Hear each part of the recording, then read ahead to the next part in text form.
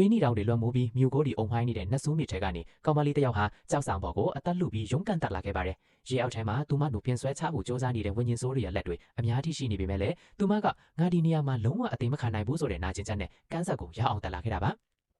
ကန်ဆာမှာစောင့်နေတဲ့ဝิญဉ်ထိန်သိမ်းရဲ့အရာရှိကဒီမြစ်ချဲကနေဘသူမှမထွက်ဘူးမင်းရဲ့မုံတီးမှုတွေကင်းစင်အောင်မုံပေါင်းစုပ်ပြုတ်ကိုတောက်ပြီးလူပြန်ဝင်စားဖို့သွားပါတော့လို့ပြောပြီးစေးရီကွက်ကိုကမ်းပေးပါတယ်ဒါပေမဲ့ကောင်မလေးကစေးကွက်ကိုပုတ်ချလိုက်ပြီးဒီလောကကြီးမှာတရားမျှတမှုမရှိဘူးဆိုပြီးနာကျင်စွာငင်းပစ်လိုက်ပါတယ်အဲ့ဒီအချိန်မှာပဲအဖြူနဲ့အမေဝတ်စုံဝတ်ထားတဲ့စွမ်းအားကြီးဆရာကြီးတယောက်ရောက်လာပြီးသူမရဲ့နှာဖောင်းကိုလက်ညှိုးနဲ့ထောက်ပြီးစစ်ဆေးကြည့်လိုက်တဲ့အခါရွှေတောင်အလင်းတန်းတွေထွက်ပေါ်လာပြီးအော်တကယ်တော့မင်းရဲ့ထိတ်တန်းကန်ကြမအရှင်အဝါတွေကိုကျင့်စဉ်သမားတွေကအဓမ္မလူယုံသွားကြတာကိုဆိုပြီးအမှန်တရားကိုပြောပြလိုက်ပါတယ်ပြီးတော့မင်းကိုဒီလိုလုပ်ခဲ့တာကောင်းကင်ဘုံကနတ်ဖျားတွေပဲမင်းတိုင်တေးချင်းရင်ကောင်းကင်ဘုံကိုသွားပေါ့ငါမင်းကိုပို့ပြီးမယ်ဆိုပြီးကောင်းကင်ဘုံစီတက်လဲမယ်ထွန်းထျန်းလှဲကားကြီးစီကိုပို့ဆောင်ပေးလိုက်ပါတော့တယ်ကောင်မလေးဟာသွေးတွေဆူရွှေနေတဲ့အဝတ်အစားတွေနဲ့နှင်းထူထူပြီးအဆုံးမရှိတဲ့လှဲကားထက်ကြီးအတိုင်းကောင်းကင်ဘုံစီကိုဒူးတောက်တီတရွတ်တိုက်တက်လာခဲ့ပါတယ်နောက်ဆုံးမှာတော့သူမကရွှေရောင်နှကားကြီးတွေဝိုင်းပတ်ထားပြီးခန်းသားထဲဝါလိုက်ကောင်းကင်နန်းတော်ကြီးတွေကိုရောက်ရှိသွားခဲ့ပါတယ်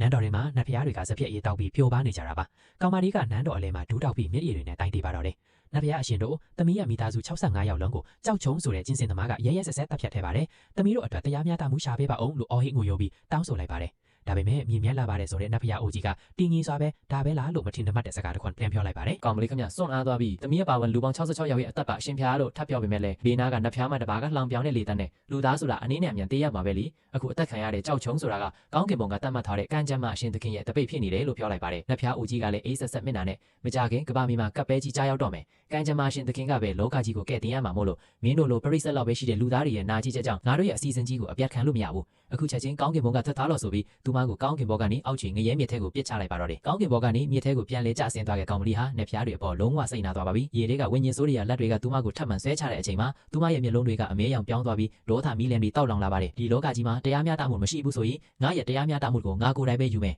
ငါကောင်းကင်ဘုံကြီးတစ်ခုလုံးကိုမြေလန်ပစ်မယ်လို့အော်ဟစ်လိုက်တာနဲ့အမျှသူမရဲ့လဲပင်းနဲ့မျက်နှာပေါ်မှာနတ်ဆိုးအမှတ်အသားအမဲရောင်လိုင်းတွေပေါ်လာပြီးကဘာမြေကိုဖျက်ဆီးမယ်မဟာနတ်ဆိုးဘီမအထစ်စွမ်းအားပြည့်နဲ့နိုးထွာလာပါတော့တယ်သူမရဲ့နတ်ဆိုးစွမ်းအားတွေကြောင့်ဝမ်ချတ်မြေထဲကအမဲရောင်ငကားနဲ့ကြီးတွေထွက်ပေါ်လာပြီးကောင်းကင်နဲ့မြေကြီးကိုဆက်သွယ်ထားတဲ့ ARS စွမ်းအားတိုင်ကြီးတစ်ခုကောင်းကင်ဘုံကိုထိုးတက်သွားပါတယ်အဲ့ဒီနတ်ဆိုးစွမ်းအားတွေကကျင့်စဉ်လောကရဲ့ပင်မာအသက်သွေးကြောဖြစ်တဲ့ကံကြမ်းမှကြောက်တိုင်ကြီးစီကိုရိုက်ခတ်သွားပြီးကြောက်တိုင်ကြီးတစ်ခုလုံးအကွဲကဝုန်းကနေပေါက်ကွဲပျက်စီးသွားပါတော့တယ်ဒါကိုမြင်လိုက်ရတဲ့ကောင်းကင်ဘုံကနတ်ဖျားဦးကြီးနဲ့ကျင့်စဉ်သမားတွေခင်ဗျာမျက်လုံးအဝိုင်းသားနဲ့ကြောက်လန့်တကြားဖြစ်သွားပြီးဒါဘလို့ဖြစ်နိုင်ပါလဲနတ်ဆိုးဘီရင်မှနှူးထွာလာပြီးလောကဖြတ်ကတ်ကြီးရောက်လာပြီးဆိုပြီးတုံတုံရင်ရင်နဲ့အော်ဟစ်ကြပါတော့တယ်ကောင်းကင်ရထက်မှာတော့ငကားနဲ့ကြီးနဲ့အတူရက်နေတဲ့နတ်ဆိုးဘီရင်မကဟမ်